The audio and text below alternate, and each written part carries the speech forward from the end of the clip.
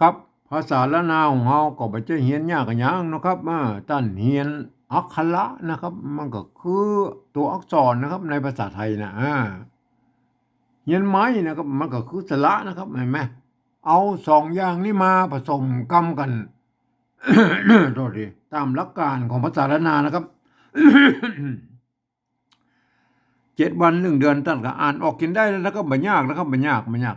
อันที่มันยากนั่นก็คือว่ามันถ้าเฮาจะเอาไปขยายความให้คนอื่นได้รู้ได้อ่านโดยเฮานี่ก็อันนี้มันยากกว่านี้แหละครับเพราะว่าภาษาละนาวของเฮามันเป็นภาษาที่มันตายไปแล้วนะครับนี่ๆๆมันบ่ได้ใช้ในทางราชการมาเมินแล้วก็เปิ้นอันคนที่เปิ้นอ่านออกเขียนได้น่ะมันมีน้อยนะครับมันมีน้อยเพราะฉะนั้นถ้าเราจะเอาไปอวดอู้หรืออันโชว์ให้คนอื่นได้รู้ได้อ่านด้วยเฮานี่นะครับเราจะต้องใช้ภาษาอื่นๆนะมาเทียบเคียงเป็นภาษาละนาวของเรานะครับนี่ๆๆภาษาอันที่มันใกล้เคียงภาษาละนาวของเราเนี่ยก็คือภาษาไต้นะภาษาไทยน่ะมันเกิดมาจากที่เดียวนะคือป้อกุลามแห่งที่เดียวกันนี่แหละครับเห็นไหม มันแยกไปทางใต้หน่อยเจ้าอโยธยาพวกเขาเอาไปแปลงเป็นอักษรไทยนะก็นี่แยกมาทางเหนือหน่อยของเฮาหมู่เฮาก็เอามาแปลงอักษรนั้นอ่าอักขระละนานะนี่มันก็แยกกันเป็นอย่างนี้นะแยกไปทางใต้ทางเหนือนะเห็นไหมอัน2 ภาษานี่มันยังบางกรรมมันยังอู้เหมือนกันอยู่นะครับเขียนเหมือนกันมันจะเขียนเหมือนกันมันคนละอักษรนะครับแต่สำเนียงมันเท่ากันนะบางตัวนะเห็นไหมบางกรรมก็จะผิดกันไปนะครับเพราะว่ามันก็ไปตามสำเนียงท้องถิ่นนะครับทางใต้ก็ว่าไปแบบทางเหนือก็ว่าไปแบบนั้นเนี่ยมันก็แตกต่างกันเยอะนะแม้กระทั่งในละนาของเฮามันก็ยังนี่มีทำหลายสำเนียงนะครับเห็นไหมมันมีแบบ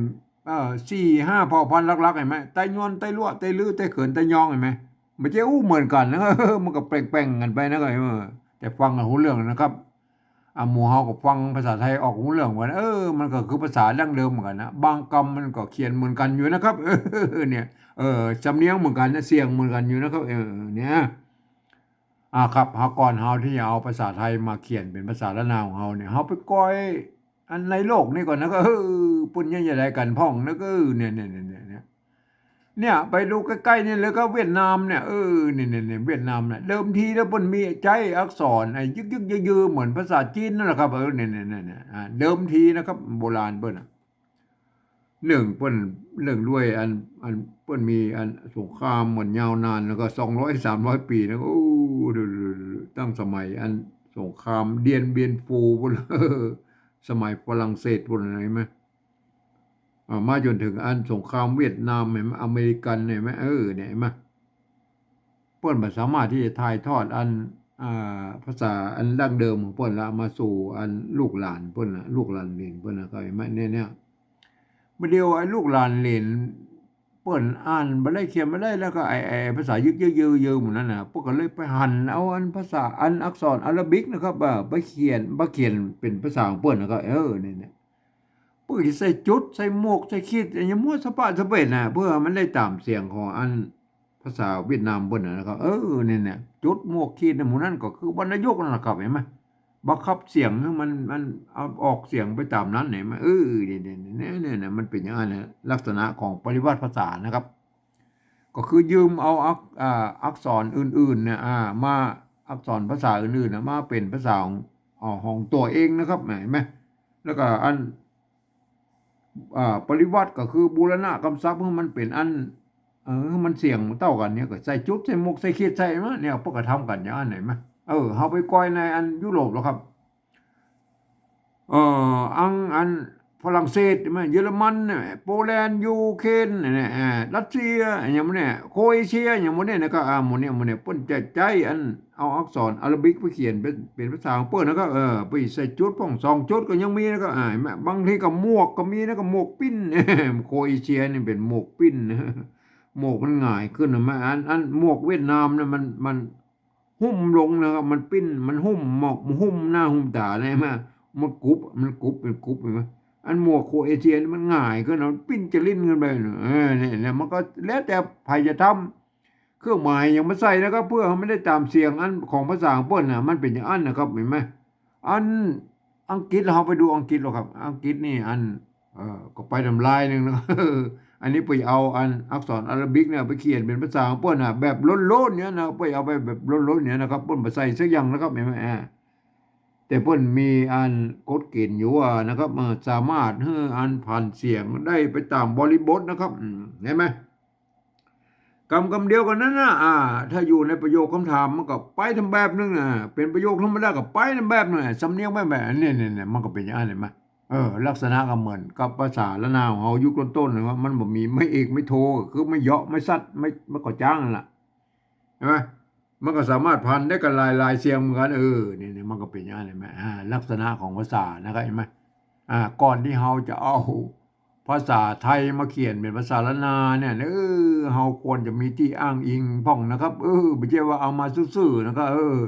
ต่างคนต่างเอามานะครับมันใช้หลักการอันมันต้องมีหลักการเป็นกลางก่อนนะครับอ่า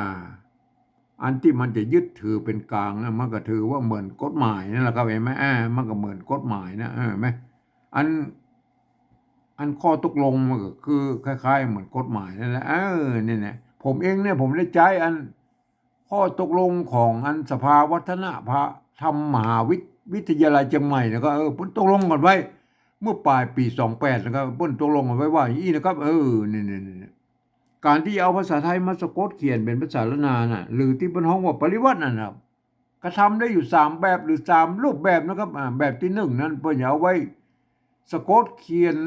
อันในแผ่นลักษิลาจารึกเอกสารสำคัญในโบราณนะครับเพิ่นจะเอาภาษาไทยเนี่ยไปเทียบเอามาอันทุกอักขระนะครับทุกไม้นะครับทุกเครื่องหมายนะครับมันแม้กระทั่งไม้กงไม้กังไหลไม้อย่างว่าสปะสเปดเพิ่นเอามาหมดนะครับเนี่ยอันนี้เพิ่นบอกว่าเป็นการอันปฏิวัติแบบละเอียดนะครับละเอียดยิบเลยนะครับเพิ่นมือผิวเลยนะอันนี้เฮาบ่ถึงในรายละเอียดข้างในละเพราะว่าเฮาบ่ได้ใจนะครับเฮามาใจแค่แบบที่2นี่ก็พอนะครับแบบที่2เพิ่นว่าอีนะครับเพิ่นว่ายืมเอาอักษรไทยนะครับมาปรับเทียบว่าเป็นอักขระละนาตำบลปูนนี่แล้วก็ประกอบกรรมขึ้นมากับแบบภาษาไทยผสมผสานกันไปนะครับบางครั้งไม้หรือสระของไทยของละนามันบ่ต้องมาตัดกันมันบ่เหมือนกันนะก็สามารถบูรณะคำศัพท์ได้ให้มันหน้าตามออกไทยๆนะครับแบบไทยๆนะแม่แต่เวลาอ่านนั้นท่านต้องเลือกว่าเป็นอันอักขระละนานะต้องอ่านเป็นอันเนี่ยอ่านเป็นอันอักษรละนานะแม่นะก็คนทั่วไปบัดสามารถเข้ามาอ่านได้มันจะพอเลิกเจอจ้านะมันเสียงมันจะผิดด้วยกันนะคนทั่วไปนี่จะต้องไปอ่านในแบบที่3พุ่นเดี๋ยวก็อุ้มกันแบบที่3เนี่ยอย่างเช่นไอ้จมอันเนี่ยอันนี้ท่านเห็นเป็นมอม้าเนาะครับนี่เนี่ยถ้าเวลาประกอบใน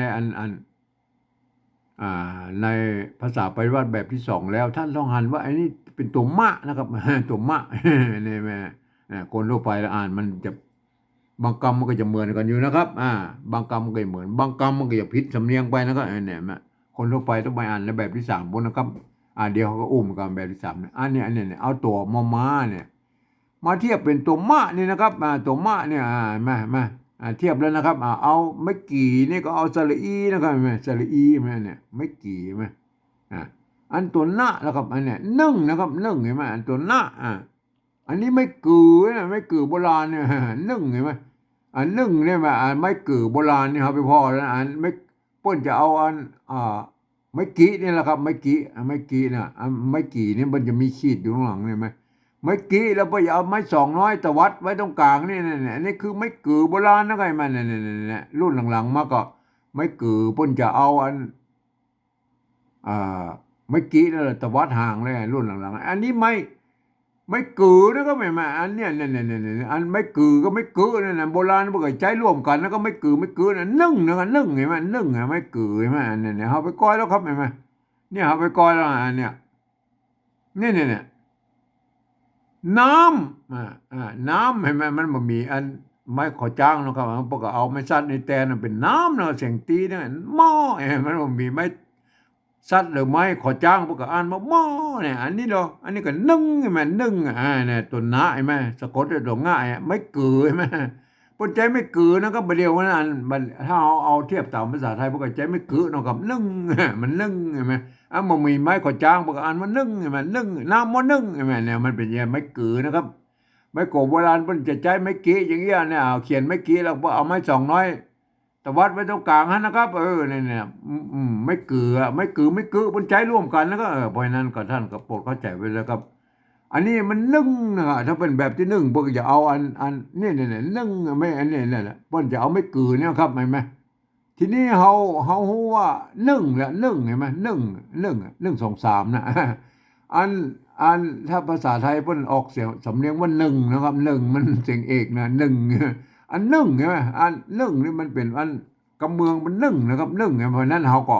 กำนี้หันมาเฮาแบบที่สองเฮาก็บูรณะคำศัพท์เพราะมันเป็นหน้าตาแบบไทยๆนะครับก็คือเอาไม่กึใส่นะครับไม่เยาะเนี่ยไม่เยาะใช่ไหมตัวง่ะนะครับอันนี้บูรณะคำศัพท์นะครับอันนี้เนี่ยอันนี้คำนี้นะครับอันนี้บูรณะคำศัพท์นะครับเนี่ยเมื่อหน้าตาแบบไทยๆไหมเนี่ยเนี่ยในบูรณะคำศัพท์นะฮะบูรณะอันตัวไม่กือเนี่ยนะครับเห็นไหมอันตัวต่อไปแล้วครับอันเนี้ยตัวเลเห็นไหมอันสะกดด้วยตัววะนะครับเห็นไหมมันแล้วนะครับแล้วเห็นไหมเนี่ยป้นบ่มีไม้ขอจ้างนะสมัยนั้นไหนไหมพวกก็เขียนเต้าอี้นะก็แล้วนะครับเห็นไหมเขาไปกอยแล้วเขาไปกอยอันโบราณนะครับแล้วเนี่ยแล้วโบราณน่ะเพิ่นจะเขียนได้นะครับเห็นไหมเนี่ยอันเนี้ยตัวแรนะครับเนี่ยตัวแรมันมีสองแบบนะครับมันจะมีอันตัวแบบนี้นะแต่ว่าอันขึ้นห่างขึ้นไปซื่อๆแล้วก็โก้งลงมาเลยนะแล้วแถมแบบนั้นก็ตัวแรตัวเนี่ยมันจะมีขึ้นไปสักหน่อยแล้วก็ตวัดห่างเป็นมนๆเนี่ยแล้วก็อันนี้ตัววะนี่เห็นไหมตัววะอยู่รูปมันบ่มีไม้ขอจ้างครับประกาศมันแล้วนะก็แล้วสวัสดใช่ไหมแล้วสวัสดกะถ่ายไหมเนี่ยกะถ่ายไหมกะกับถ่ายเนี่ยมันพวกก็ซ้อนกันอย่างเงี้ยนะมันต้องมีไม้สองน้อยนะก็ไอ้เนี่ยโบราณพวกก็บ่ต้องมีนะก็เห็นไหมบัดเดียวนี่มา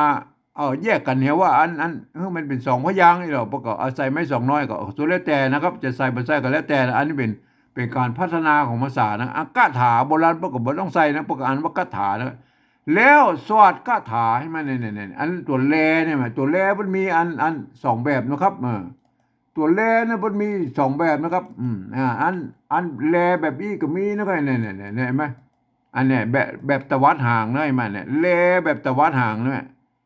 ป้นจะเอาห่างขึ้นอันตะกี้มันขึ้นไปซื่อๆห่างมันขึ้นไปซื่อๆแล้วก็เลี้ยวลงเลยนะก็อันนี้ป้นแบบอันแลแบบตวัดห่างเห็นไหมแล้วก็ถ้าเอาใส่ตัววะนี่มันก็แล้วนะเนี่ยก็ท่านพวกเข้าใจว่าตัวแลมันมีสองตัวนะครับเห็นไหมมันมีสองแบบก็ท่านจะเขียนแบบได้ก็ได้นะครับแล้วนะครับเฮาว่าแล้วนะครับเห็นไหมอันนี้ก็บูรณะคำศัพท์มันเป็นแล้วเนี่ยมันแลนะครับมันแลนะครับมันแลสะกดด้วยตัววะเห็นไหมเนี่ยแลเห็นไหมเขาก็อัมเบิ้ลบ่มีไม้ขอจ้างไม้โทนะครับเขาก็บูรณะคำศัพท์มันไม่ใช่แล้วนะครับมันแล้วนะครับมันแล้วอันนี้ได้อะไรมันแล้วนะได้ไหมอันนี้เราครับตัวต่อไปแล้วครับอันนี้อันนี้ไม่ไก่นะครับมันไม่ไก่ใช่ไหมไม่ไก่ไม้ไก่นะครับไม้ไก่ตัวกะละโหงนะครับกะละโหงนะครับกะนี่เป็นยืมอันตัวอันเขาควายมาเป็นตัวกะนะครับตัวละโหงเนี่ยละโหงนี่ไหมละโหงนะฮะละโหงกับล้อเรือนะเห็นไหมอันไม่เยอะไม่อีกใช่ไหมอันนี้เป็นอ่านว่าไข่นะครับอันคอตัวกะละโหงเนี่ยอันกะละโหงนี่เป็นอ่านว่าไข่นะครับเนี่ยไม่ใช่ไข่นะครับเนี่ยไข่เป็นอ่านกะขะงะนะครับกะขะกะมันเป็นตัวที่สามนะครับเห็นไหมตัวกะเนี่ยเห็นไหมตัวกะเป็นตัวที่สามนะเมื่อใส่ละโหงแล้วเปิ้นบอกให้อ่านเป็นเสียงคะนะครับเสียงตัวคะตัวที่สี่นะเห็นไหมกะคะนะตัวคะเป็นตัวที่สี่แล้วก็อ่านเป็นเสียงคอนะเนี่ยไม่ใช่ใครนะก็อ่านว่าไข่นะก็อ่านว่าไข่นะก็เนี่ยท่านโปรดอย่าไปเข้าใจผิดนะเขาไปก้อยอันภาษาโบราณโบราณครับเห็นไหมอันโบราณเบิ้ลอันตั้งอันเนี้ยเนี่ยภาษายุคต้นๆพวกก็เขียนกันอย่างนี้แม่เนี่ยเห็นไหมเนี่ยแม่เนี่ยเอาเนี่ยตัวละเนี่ยเห็นไหมอันไม่กาไม่ซัดนี่บนแตนตัวเป็นไม่กักนะฮะบนแตนตัวนี้อ่านว่าหากนะพักใช่ไหมเอาหากพักตัวละนี่เป็นออกเสียงฮอนะก็อันในโลฮอในภาษาละนาเนี่ย คือหากกับลากเนี่ยมันก็ใจร่วมกันเนาะภาษาไทยกับภาษาละนาวก็ใจร่วมกันมันเกิดมาจากที่เดียวนะครับสำเนียงเดียวกันนั่นแหละครับเห็นไหมมันเกิดมาจากเดียวบางคำมันก็ออกเสียงก็เขียนเหมือนกันอยู่หรือจะออกเสียงแตกต่างกันไปเห็นไหมอย่างหากเนี่ยอันภาษาไทยมันรากนะอันบ้านเฮามันก็หากนะเห็นไหมไม่ออกห้างเนี่ยอันเขียนเหมือนกันแต่ออกเสียงบ่เหมือนกันเห็นไหม บางทีเขียนเหมือนกันเสียงก็ต่างกันมันก็ว่ากันไปนะก็เห็นไหมเอาหากพักอันนี้นั่นแหละตัวกะละโหงเห็นไหมกะละโหงไม่แก่ไหมสะกดด้วยตัวบ้าใช่ไหมห่างบ้าเนี่ยอ่านว่าแคบนะไม่ใช่แคบนะก็เอาหากพักแคบนะครับพักแคบพักแคบพักแคบอ่านว่าแคบท่านก็ปกเข้าใจไว้แล้วแน่มากะละโหงเพื่อนอ่านเป็นตัวคอเฉยๆนะอ่านพักแคบนะพอเข้าใจไว้นะครับ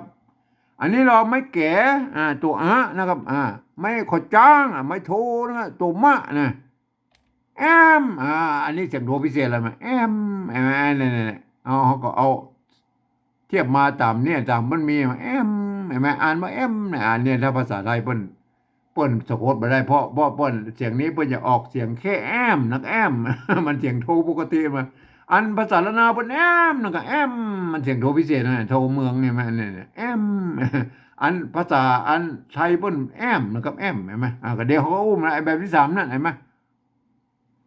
อันนี้เราไม่แก่ตัวทะตัวทะอันตัวมะนะหางมะเนี่ยแถมอันนี้มันเต่าใช่ไหมแถมเต่าน่ะเสียงจัตบามกันนะอันนี้เราตัวสะอันไม้ก่อนะครับอันนี้ไม้ก่อมันมีอันไม้ไม้กังมนอยู่ตรงบนเนี่ยมันมีตัวงะสะกดพวกเอาตัดอันไม้ปนตัดอันไม้กังมนออกนะครับพวกก็เป็นเยี่ยแม่เอากันย้อนกับอ่างนะงองูสองไข่แถมสองไข่แถมสองอันนี้ไข่แถมสองนี่เขาเอามาตรงตัวเลยมันต้องปริวัติเหมือนหนึ่งกับแล้วเนี่ยไหมอันนี้ปริวัติแล้วก็บูรณะคำศัพท์หนึ่งกับแล้วเนี่ยอันนี้เขามันต้องบูรณะคำศัพท์ก็ได้มาตรงตัวใช่ไหมอันตัวต่อไปแล้วอันขี้นะครับขี้นะตัวคะไม่กี่ไม่เยอะอันนี้ก็มาตรงตัวอันนี้จะต้องบูรณะคำศัพท์แล้วอันไม่เกลือใช่ไหมไม่เกลือของอัน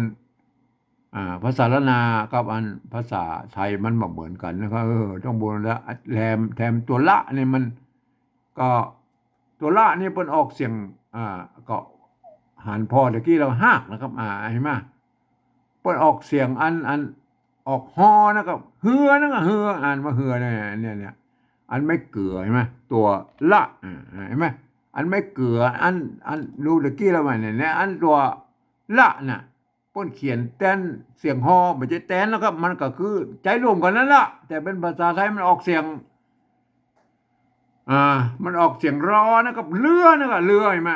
อันบ้านเฮาก็เฮือนะครับอันนี้ก็เหมือนกันอันนี้ก็อันถ้าบ้านเฮาก็หากนะครับหากใช่ไหมอันถ้าเป็นไทยก็รากมันก็ออกเสียงกันเหมือนกันนะเนี่ยตัวละนะครับเห็นไหมท่านก็พูดเข้าใจว่าไอ้ตัวรอเรือเนี่ยบนในภาษาละนาบนออกเสียงฮอนะครับในภาษาไทยบนออกเสียงรอนะครับเห็นไหมอันในภาษาบาลีบนก็ออกเสียงรอนะครับเห็นไหมมันก็ลึกอันนี้ไหมก็เป็นไปอันไม่เกลือนะครับไม่เกลืออันเนี่ยไม่เกลืออันเนี่ยอันโบราณเป็นมีเต้าอี้นะก็เนี่ยอันเฮ้อเนี่ยอันนั้นมันจะออกไปทางยองนะครับป้นก็บ่มีอันสะกดนิ่มตวงแล้วก็บเดียวนี่ป้นเอามาใส่กันย้อนเอาแถมตัวมาสะกดนี่เพื่อมันบ่ฮื้อมันตรงกับสระนะครับเนี่ยมันก็เอาก็พัฒนากันไปนะโบราณเปิ้นมีเต้าอี้นะก็มาเอาไปก้อยแล้วก็ไปกอไปก้อยแล้วก็เห็นไหมอันสระไทยสระโบราณน่ะเนี่ยเห็นไหมอันเนี้ยอันเกลือเนี่ยแม่ใส่เกลือใช่ไหมไม่ใช่ใส่เกลือนะอันนี้ตัวสะใช่ไหมเอาไม่ไก่มันมีไม่ยอกับอันว่าใส่นะครับจะอ่านใส่ก็ได้อ่านใส่ก็ได้อ่านใส่ก็ได้แต่บริบทนี่มันต้องอ่านว่าใส่นะครับใส่เกลือนะครับอันเนี้ยเกลือนะไม่ใช่ใส่เกลือนะมันก็จะออกไปทางยองปอตัดใช่ไหมเนี่ยไม่ก่อใช่ไหม ไม้ก่ออันอ่าโบราณนะเพิ่นก็จะมีอะอันอะกันย่อนนะครับแล้วก็มีตัวอันไม้กางมนอยู่ข้างบนนี่เห็นไหมเนี่ยถ้ามันมีตัวสะกดเราไปตัดไม้กางมนออกนะว่าอันน่ะมันก็จะเป็นอันไหนมาท่านก็บ่เข้าใจนะใส่เกลือปอตัดใช่ไหมปอตัดอันเนี้ยสักหน่อยเห็นไหมตัวซ้อนเพิ่นก็บ่ต้องใส่ไม้ขอจ้างนะอ่านว่ามันบ่มีไม้ยอกอ่านว่าสักหน่อยอ่านมาสักหน่อยนะเห็นไหมก็เป็นนี้นะครับเปิ้นก็มีตั้งโบราณแล้วเฮาก็มาเทียบเอานะอันนี้เฮาฮู้แล้วอันนี้อ่ามันเป็นไม้เกลือนะครับคำนี้เฮาจะต้องบูรณะคำศัพท์แล้วนะครับบูรณะคำศัพท์นะครับเห็นไหมบูรณะคำศัพท์ก็คือให้มันเป็นอันสระเอือไทยนะครับสระเอือไทยเพิ่นเขียนได้อันเนี่ยอันนี้สระเอือไทยนะนี่แต่เวลาอ่านภาษาละนาต้องอ่านว่าเฮือนะครับแต่อ่านภาษาไทยอ่านว่าเรือนะครับเนี่ยมันเป็นอย่างนี้มั้ยอันนี้เป็นภาษาละนาปฏิวัติแบบละนาแบบที่2น่ะในกรณีเราอ่านว่าเฮือนะครับเฮือนะครับน้ำนะครับน้ำตัวนาเนี่ยตัวนาเนี่ยอันเนี่ยตัวน้ำเนี่ยเมื่อมีไม่กาแล้วไหมมีไม่กาเนี่ยมันเป็นอันมันก็เป็นตัวนาเนาะครับอันแล้วก็ไม้กงอยู่ข้างบนเนี่ยมันน้ำนะครับน้ำเนี่ยมาเอาไปก้อยโบราณนะกันน้ำโบราณน่ะอันน้ำตะกี้เขาก็พอแล้วครับหน่อยมาอ่าเนี่ยน้ำครับน้ำน้ำโบราณเนี่ยพวกก็เขียนมันน้ำเนี่ยตัวนาก็มาไม่กล่อมไหมมันมีไม่กายอยู่เนี่ยพวกก็เอาไม่กาเนี่ยมันไปเจอตัวหน้านะครับเห็นไหมมันก็เลยกลายเป็นตัวหน้าเนี่ยไม่กังวลอยู่เนี่ยก็คือไม่กล่อมไม่กล่อมไม้ซัดนี่มันแตนไม้ขอจ้างแล้วครับเนี่ยมันซัดเนี่ยมันจะแตนไม้เหยาะก็ได้ไม่ขอจ้างก็ได้นะมันก็ก็สุดแล้วแต่สมัยนั้นพวกมันมีไม้เอกไม่ขอจ้างไม่ขอจ้างนะพวกก็ใจไม่ซัดดีแตนนั่นไงไม่อ่านว่าน้ำหม้อนึ่งน้ำหม้อนึ่งเนี่ยพวกอ่านไปอย่างน้ำนะครับน้ำท่านพวกเข้าใจว่าบูรณะคำศัพท์มันเป็นอันน้ำไทยๆหน่อยน้ำเหมือนน้ำน้ำนะครับน้องน้องน้ำนองเนี่ยอันเหืออันน้ำกับน้องนี่เขาบูรณะคำศัพท์หน่อยให้มันหน้าตาแบบไทยๆนะครับนี่เหือกับน้ำเนี่ยอันน้องเนี่ยน้องนี่อันถ้าอย่าตรงตัวแล้วครับกันย้อนใช่ไหมอันตัวงะงองูน้ำขี้เหือน้ำนองอันนี้เราเนี่ยได้แล้วนะซ้อนตัวสะเนี่ยป้นยืมตัวซอโซ่มาเป็นนะครับแม่ตัวสะนี่เป็นอักษรสูงซอต่ำนะโทษทีซอต่ำตัวสะเนี่ยเป็นอักษรสูงนะตัวสะกับตัวสะนี่มันกู้กันนะตัวสะเป็นอักษรสูงนะครับตัวสะเป็นอักษรต่ำนะแม่เนี่ยมันไปกู้กันนะครับไอ้ตัวนี้มันเป็นกู้กันนะตัวสะกับตัวสะนะเห็นไหมอันซ้อนก็ไม้ขอจ้างนะไม้โทนะตัวสะตัวยืมโซ่มากันย้อนก็อ้างแล้วนี่อันนี้เนี่ยตัวละเนี่ยมันสะกดอยู่ตรงบนเนี่ยพวกเนี่ยตัวนะสะกดอยู่ตรงบนนี่อันเปิ้นอันคือเขียนเป็นตัวละแทนนะมันเนี่ยตัวละนะไงมันตัวละเขาไปพอโบราณแล้วไอ้ตัวอันเนี้ยกฎเกณฑ์อันเราเนี่ยมันเดี๋ยวไปดูซอกพอเนี่ย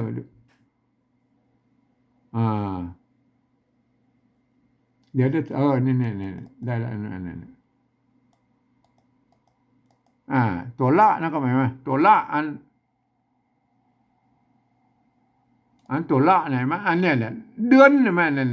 เดือนนี่มั้ยเดือนเนี่ยเดอสะกดด้วยอันเดือสะเรือเนี่ยสะกดด้วยตัวนะอยู่ตรงบนผู้เขียนเป็นตัวละแทนใช่มั้ยอ่านว่าเดือนไฟใช่มั้ยเดือนไฟตัวมะบ่มีไม่ย่อประการว่าแม่ไม่ซัดนี่มันแทนอันไม่ย่อนะครับแม่ลูกเนี่ยลูกเนี่ยมันตัวละไม่กูใช่มั้ยไม่กูก็มีไม่ซัดกับแทนตัวกะตัวกะอันไม่กักเป็นไม่กักลูกอันนี้อ่อนใช่ไหมอ่อนใช่ไหมไม่ก่อใช่ไหมไม่ก่อมันเปิ้นอันกรณีที่มันมีตัวสะกดแล้วไปตัดกันย้อนออกสะกดด้วยตัวหน้าอยู่ตรงบนเนี่ยพวกเขียนเป็นตัวละแทนอ่อนใช่ไหมอ่อนสอันไม่กงนี่มันก็กำกับไว้ว่าโอ้มันเปลี่ยนเสียงแล้วเนอะมันไม่ใช่อ่อนหรืออ่อนแล้วก็อ่อน อันไม่มันอ่านว่าอ่อนนะแม่ลูกอ่อนนะมันเป็นอ่อนใช่ไหมเพื่อเอาเนี่ยเข้าใจว่านะเอาเพื่อเอาเขียนตัวหน้าสะกดไว้ข้างบนเพื่อเอาตัวละเขียนแทนแล้วก็อันนี้เนี่ยอันนี้เอาหูแล้วนะหูแล้วอันถ้าเป็นแบบที่หนึ่งพวกก็จะเอามาอย่างนี้เหรอเนี่ยซ้อนนะพวกก็เขียนว่าซ้อนนะเนี่ยแต่เฮาเป็นแบบที่สองนะครับอันนี้เป็นการปฏิบัติแบบที่สองนะครับเฮาก็เอาหู้ว่าเป็นนอนหนูตัวนอแล้วนะครับมาเขาก็เอานอนหนูใส่แล้วซ้อนได้แล้วนะอันนี้บูรณะคำศัพท์นะครับสองนะครับสองอันสองเนี่ยมันตรงตัวแล้วก็ไม้ก่อกันย่อนก็เอาอ้างตัวอันนี้มันสองตรงตัวนะไอ้สองใช่ไหมอันนี้ไอ้ซ้อนนี่บูรณะคำศัพท์นะครับบูรณะคำไอ้ตัวเนี่ยมันตัวละเนี่ยไงไหมเขาบูรณะเขาเป็นตัวหน้าแล้วก็เป็นตัวหน้าใช่ไหมซ้อนสองจังนะจังนะอันกรณีนี้มันก็อย่างว่าอันสำเนียงภาษาละนามันจะจ้างก็ได้ก็จังก็ได้มันได้สองกำนะครับไหมมันแล้วแต่สำเนียงอันของแต่ละที่นะครับไตยวนไตลั่วไตลือไตเกินไตย่องไงมันบางบางมันออกเสียงบ่เหมือนกันแต่อันส่วนใหญ่แล้วถ้าเป็นเจ้าไตยวนไปจังนะอ่านว่าจังหยังจังหยังไม่ใช่จ้างหยังนะมันจะจ้างหยังกับจังหยังมันก็เหมือนอะไรจังล่มจ้างล่มมันก็อันเดียวกันนะครับท่านก็จะไปถือนะครับไม่อันตัวจ้าเนี่ยตัวจ้าอันนี้ตัวจ้านะครับมันเพิ่นยืมตัวชอช้างมาเป็นตัวจ้านะครับตัวจอน่ะในภาษาละนาเพิ่นมีตัวจ้ากับตัวจ้านะครับมีสองตัวนะครับอักษรสูงและอักษรต่ำเนี่ยตัวจ้าแบบอักษรต่ำเสียงโทปกตินะเปิ้นฮือใจตัวจ้านะครับเนี่ยไม่ซัดก็คือไม่พัดในกรณีนี้ทำหน้าที่เป็นไม่พัดนะครับเห็นไหมไม่ย่อกับไม่เอกเนื่อยนะไม่เอกใช่ไหมอันตัวง่าเนี่ยง่าตั้งรูปเนี่ยจังเนี่ยอ่านว่าจังนะไม่ใช่ช่างนะไม่ใช่ช่างนะอ่านว่าจังนะครับอันนี้รอตัวละเห็นไหมตัวละหอรอนะครับตัวละเห็นไหมอันไม่กดจ้างนะครับไม่กดไม่กงเนี่ยบอกมาโดยละเห็นไหมเขาบอกมาโดยแล้วไม่กงเนี่ยไหมล่มเนี่ยถ้าเป็นแบบที่หนึ่งไปเอามาตัวแล้วไม่กงนะมันอ่านว่าล่มหนึ่งล่มเห็นไหมเขาก็เอาเขียนแบบไทยๆเนาะกันล่มล่มเห็นไหมได้อะไรไหมอันนี้บูรณะคำศัพท์นะครับแม่เนี่ยบูรณะคำศัพท์ตัวนี้โดยที่ว่าเขาบอกเอาไม่กงมาด้วยนะบูรณะคำศัพท์ให้มันเป็นอย่างอี้ไหมก็ล่มได้แล้วนะก็ได้แล้วนะแบบที่สองเนี่ยไหมเนี่ยการเขียนอันปริวัติแบบที่สองนี่ได้แล้วนะครับเห็นไหมเนี่ยท่านจะต้องเป็นคนที่เป็นเรียนรู้ภาษาละนามาอ่านนะครับมันไม่ใช่ให้เขียนให้คนทั่วไปอ่านนะครับเห็นไหมคนที่เป็นเรียนรู้ภาษาละนามาแล้วประกาศหันว่าอันนี้เป็นตัวมะนะครับตัวนะตัวละนะครับตัวกะละหงนะตัวนะครับเห็นไหมตัวทะตัวสะเห็นไหมเพิ่นจะหันเป็นภาษาละนานะครับเพิ่นอ่านว่าอย่างนี้นะครับเห็นไหมมีหนึ่งแล้วไข่แอมแถมสองขี่เหือน้ำนองซ้อนสองจังล่มอันนี้เนี่ยบ่เยี่ยมพวกก็อยู่อ่านอย่างนี้นะครับไอ้แม่เนี่ยคนทั่วไปมันจะต้องไปในอ่านแบบที่สามพวกนะครับแบบที่สามมันว่าอย่างนี้นะครับอันแบบที่สามนั้นเปิ้นหลักการอันตามข้อตกลงอันปลายปี28ของสภาวัฒนธรรมมหาวิทยาลัยเชียงใหม่นะครับเปิ้นตกลงเอาไว้ว่าอย่างนี้นะครับเปิ้นบอกหลักการนะคือฟังเอาเสียงภาษาละนาตำบลปูนเนี่ยเปิ้นเปล่งเสียงออกมาอย่างใดเปล่งเสียงออกมาก็คือเสียงกระบู้อู้เปิ้นมาอย่างใดนะก็เอาภาษาไทยเขียนไปจังนั้นเนี่ยเปิ้นอู้ต่ออันนะครับเปิ้นกำหนดมาแค่นั้นเองมั้ยแต่เปิ้นก็ลืมนึกนะครับว่าอันภาษาไทยมันเป็นระบบ5เสียงนะครับอันภาษาละนามันเป็นระบบ6เสียงเนาะเนี่ยอันที่เสียงอันภาษาไทยบ่เขียนมาได้ก็คือเสียงโทพิเศษโทเมืองนั่นแหละเนี่ยอย่างแอมเนี่ยเปิ้นอ่านได้แค่แอมนะครับเนี่ยมันเนี่ยมันเป็นอย่างนั้นมันบ่สามารถที่เขียนได้นะครับบางคนก็เอาแอมเนี่ยไปเป็นแอมนะมันก็เลยอันตัวอื่นมันก็จะเขียนอันพลาบหมดอย่างมันเนี่ยตัวจังเนี่ยมันจังเนี่ยมันถ้าใส่ไม่เยอะมันก็จะเป็นจังนะเดี๋ยวก็อุ้มกันนะเฮาไปสะกดไปตัวกันนะถ้าถึงไอ้เสียงนั้นเฮาก็อุ้มกันนะครับที่บนเข็มแรกเฮาก็บูรณะคำศัพท์นะครับก็คือปริวัติแบบอันแนวทางของเวียดนามนั่นแหละเพิ่นใจอย่างใดเฮาก็เอาแบบนั้นนะครับมาเอาต่อไปนะเอาฟังเลยนะครับเป็นคำไปเลยนะครับมีนะครับภาษาละนาเพิ่นมีนะครับอันนี้หรอ อันแบบที่สองนี่พวกก็มีนะก็เอามีไทยบนเขียนอย่างไรก็มีเนี่ยมีไทยนะเนี่ยมอม้าสระอีพวกก็มีแล้วก็มีเห็นไหมมันเต้ากันนะก็แล้วไปนะมีเห็นไหมไอ้สองภาษานี่มันเกิดมาจากที่เดียวกันแล้วก็บางคำมันยังสำเนียงเหมือนกันนะครับสำเนียงเหมือนกันอยู่นะครับก็ว่าไปนะก็เอาต่อไปนะครับตัวต่อไปนึ่งนะครับนึ่งเสียงโทปกติแล้วก็เห็นไหมนึ่งนึ่งเห็นไหมอันนึ่งเห็นไหมอันแบบที่สองเนี่ยแบบที่สองพวกกันนึ่งเนาะนึ่งเห็นไหมเอานึ่งไทยใส่เราก็นึ่งเอาสะกดนึ่งอันนึ่งไทยใส่นะครับนึ่งอันนี้นึ่งแบบไทยๆไหมนึ่งมีนึ่งมันเต้ากันเห็นไหมเขียนเขียนเต้ากันนะแต่เวลาอันไอ้นึ่งกับหนึ่งเนี่ยมันสำเนียงมันผิดเพี้ยนกันนะแต่นึ่งเนี่ยเป็นภาษาละนาเนี่ยมันนึ่งนึ่งมันก็เลขหนึ่งนั่นแหละ1 2 3นะนึ่งไงมันนึ่งไงนึ่งไงมันนึ่งเป็นออกเสียงนึ่งเนี่ยเสียงโทเนี่ยไหม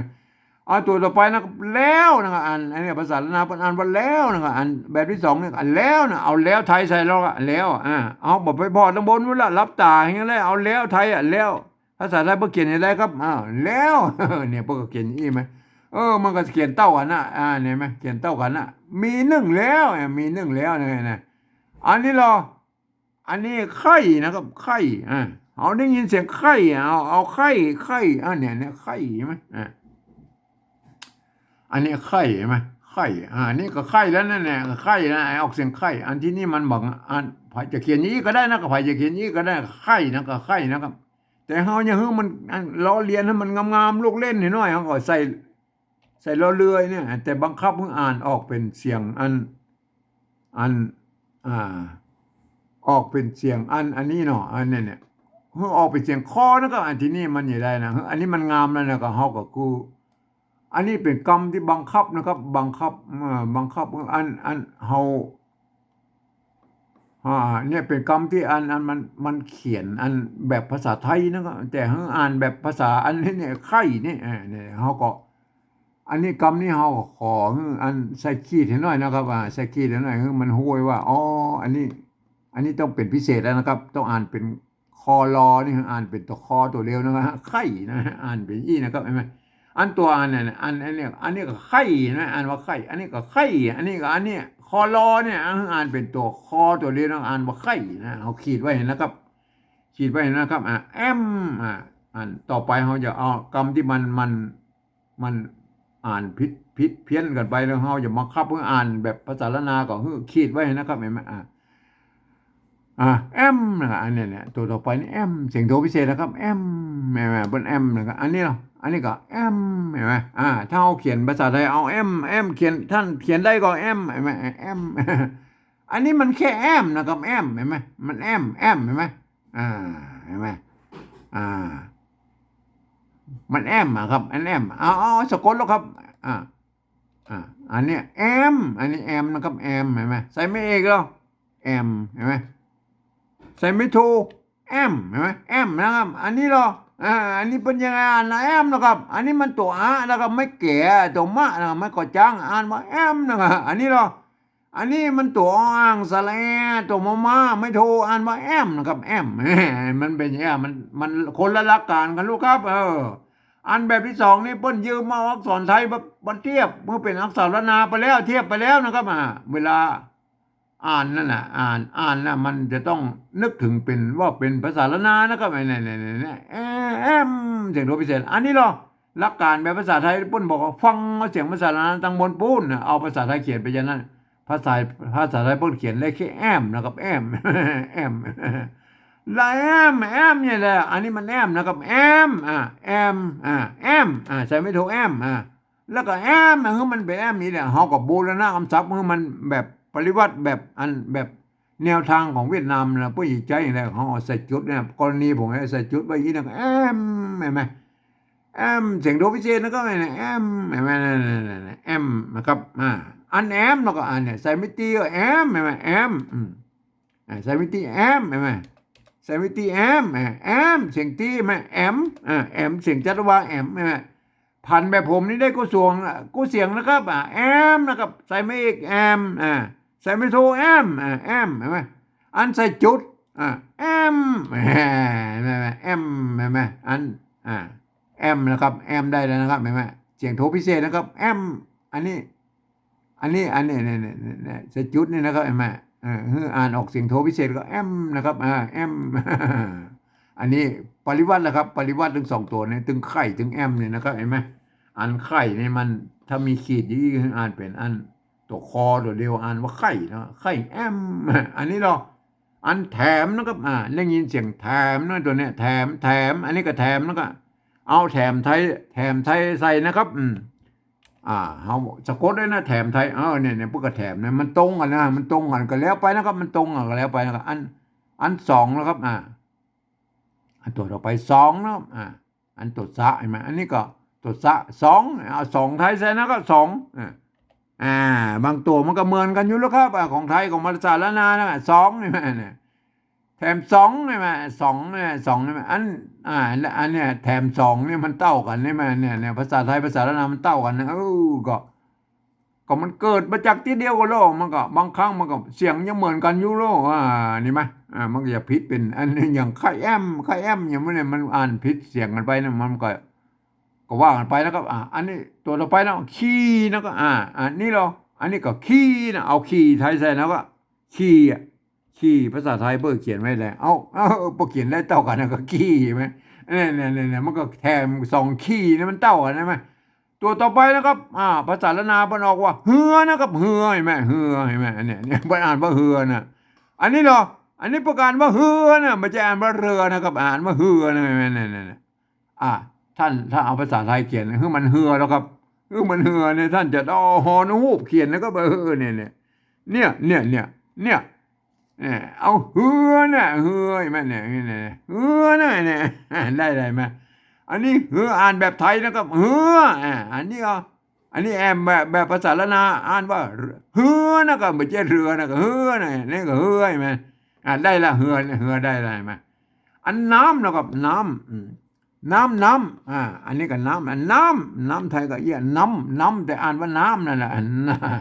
เนี่ยอันได้นะไอ้เฮือนี่เขาโบราณกับศัพท์นะครับปริวัติคือมันอันตามได้ตามเสียงนะครับตามแนวทางเวียดนามนั่นเห็นไหมต่อไปนะครับน้องนะครับอันนี้ก็น้องนะครับเอาน้องไทยใส่แล้วกับน้องน้องไทยพวกเขียนได้ตัวเอียน้องน้ำน้องมันเต้ากันนะน้ำน้องเห็นไหมเสียงเต้ากันใช่ไหมก็เต้ากันเขาก็ไม่ต้องไปยุ่งกันนะเขาเอายุ่งตอนที่เปิ้นเขียนมาได้ละภาษาไทยที่เขียนมาได้นะเอาอย่างนั้นกว่าอันนี้ซ้อนนะในภาษาละนาเปิ้นซ้อนนะครับอันนี้เราตัวนี้พวกก็ซ้อนนะครับเอาซ้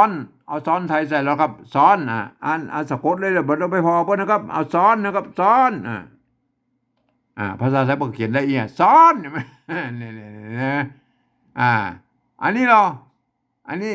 สองแล้วกันเนี่ยสองใช่ไหมสองก็อู้ตะกี้แล้วก็สองเอาสองไทยใส่แล้วก็สองมันเท่ากันก็แล้วไปเนี่ยซ้อนสองเท่ากันอันนี้เราอันนี้เนี่ยตัวนี้มีปัญหาแล้วอันจังนะครับจัง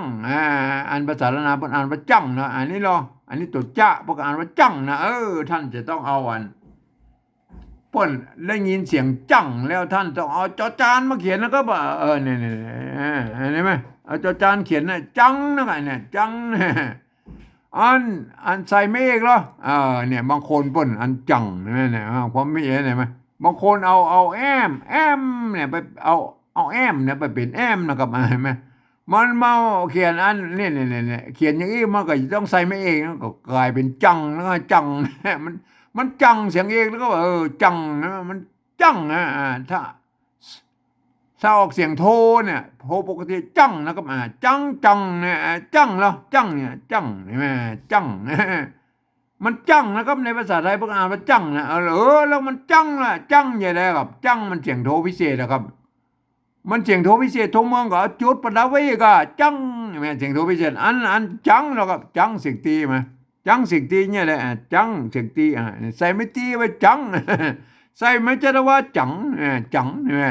ได้พันได้ผมแบบผมนี่ได้กู้เสียงนะครับท่านอย่าเอาเสียงได้ก็ได้นะครับเพียงแต่ว่าอันหลักการก็คืออันภาษาละนาที่ผมเขียนมาได้ก็คือเสียงโทพิเศษโทเมืองเขาก็เอาจุดประดับไว้ให้ตัวเดียวนะครับเห็นไหม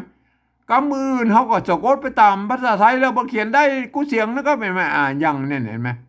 จังนะครับใส่ไม่เอกจังใส่ไม่โทจังใส่ไม่โทจังได้เลยไหมจังอันนี้เพิ่นว่าเพิ่นก็อ่านว่าจังเห็นไหมเนี่ยตัวจ้านะครับไม่เยาะเนี่ยเพิ่นอ่านว่าจังนะเนี่ยภาษาหน้าเพิ่นก็จังเห็นไหมจังเนี่ยจังอันนี้เหรอภาษาไทยเพิ่นก็อ่านว่าจังเนี่ยจังนะท่านจะไปอ่านว่าจังบ่ได้นะครับเพราะว่ามันตามหลักภาษาไทยประกาศว่าจังนะเนี่ยหลักภาษาไทยประกาศว่าจังจังนะจังแล้วก็จังละจังใส่แม่เนี่ยเสียงโทพิเศษก็ใส่จุดไปเยอะจังเสียงโทพิเศษได้ไหมอันนี้มันจังนะครับเฮาก็เขียนเต้าอี้ก็จังนะครับได้แล้วนะครับ อันนี้เราอันนี้ล่มนะล่มเห็นไหมอันนี้ก็ล่มเห็นไหมล่มเอาล่มไทยใส่แล้วครับนี่มีปัญหาแล้วอันนี้มันได้แค่ล่มเห็นไหมมันล่มเห็นไหมเนี่ยหลมอันนี้มันออกเสียงจัตวาเนี่ยหลมลมใส่ไม่โทล่มล่มเห็นไหมมันเป็นล่มเลยก็ใส่จุดไว้ล่มล่มใส่จุดเห็นไหมอันนี้เห็นไหมจังล่มเห็นไหมเนี่ยจังล่มโบราณคำศัพท์ไปหน่อยอันแนวทางเวียดนามเนี่ยปริวัติต้องไปหน่อยนะเนี่ยได้เลยนะอันเนี้ยเสียงโทพิเศษนะครับใส่จุดเนี่ยล่มอ่านเสียงโทพิเศษนะครับเห็นไหมทีนี้เราก็ลักการอ่านนะครับทีนี้เรามาถึงลักการอ่านนะครับอ่านการที่จะอ่านภาษาใบปริวัติแบบที่สองนั่นนะเราก็อ่านไปเลยนะถึงแม้ว่าท่านจะเป็นพลังมั่งค่าลูกที่ไหนมานะครับท่านเรียนภาษาไทยมาแล้วก็อ่านไปตามหลักภาษาไทยนะครับไอ้แม่เนี่ยแบบที่สามเนี่ยแต่มีข้อยกเว้นอยู่ว่านะ โทษที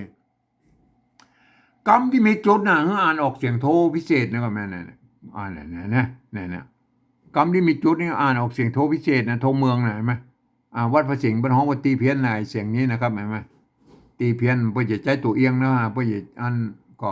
ภายจากห้องตีเพี้ยนหรือโทเมืองก็สุดแล้วแต่นะก็สุดแล้วแต่มันก็คือเสียงเดียวกันนั่นแหละคือเสียงระหว่างโทปกติถึงเสียงตีมันอยู่กึ่งกลางเห็นไหมคำที่เป็นอยนะเป็นอันวรรณยุกต์ต้นนะครับพยัญชนะต้นพยัญชนะต้นก็คืออ่านออกเป็นเสียงยอยักษ์ไทยนะถ้าเป็นยอยักษ์เป็นอันพยัญชนะต้นนะครับก็คือเป็นอ่านออกเป็นเสียงยอยักษ์แบบว่านานะครับไอ้แม่ก็อันกรรมที่มันอย่างเงี้ยนะกรรมพิเศษอย่างเงี้ยมันตัวคอรอเนี่ยคืออ่านไปตามมันมีขีดประดับไว้นะก็ท่านก็คืออ่านไปตามอันภาษาละนาพูดนะครับแบบที่สองอ่านว่าตัวคอเฉยๆนะอ่านว่าไข่นะนี่เห็นไหมอ่านตัวอื่นก็อันนี้มันเอาออกเสียงโทพิเศษแล้วนะครับตัวอื่นก็อ่านไปตามหลักภาษาไทยนะครับ